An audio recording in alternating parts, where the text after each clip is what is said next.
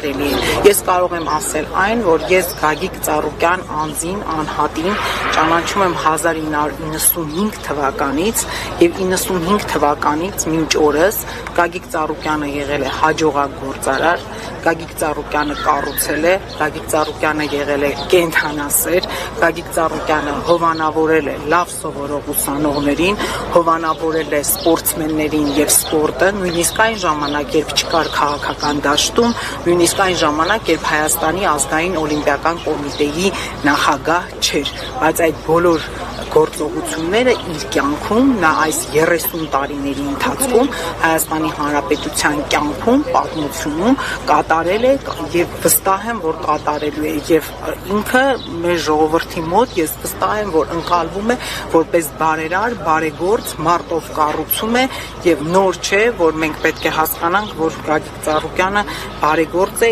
իսկ թե իշխանությունները ինչ են մտածում եւ ինչ սկզբունքներով են առաջնորդվում, դա իսկապես միակ հարցն է, որին այսօր ես պատասխան չունեմ, որտեղ անկանխատեսելի է եւ ոչ մի բանը նորմայի եւ տրամաբանության շրջանակներում չէ։ Նշեցիք, որ բոլոր իշխանությունների ժամանակ է Ծառուկյանը գործունեություն իրականացնել, բայց չենք հիշի մի դեպք, երբ Ծառուկյանը կոնկրետ այլ իշխանության կողմից նախկին, դրա նախկին այսպիսի ճնշումների ենթարկվեր, հաշվի առնելով նրա գործարար համբավը եւ այլն եւ այլն։ Գիտեք, Ծառուկյանը պարբերաբար թիրախավորվել է, այնպես չի, որ ընդհանրապես չի թիրախավորվել, բայց այո, այսպիսի գործողություններ, գիտեք, համենայն դեպս ես կարծում եմ, որ ոչ մի իշխանության օրոք մարդու տուն մտնել, մարդու տունը խուզարկել 12 ժամ եւ մարդու զավակներին, ուղղակի դուստրերին, դուրսը սպասող դուստրերին թույլ չտալ, որ մտնեն հայրական տուն կամ այն պահին, երբ պարոն Ծառուկյանը պետք է դուրս գար, ուղղակի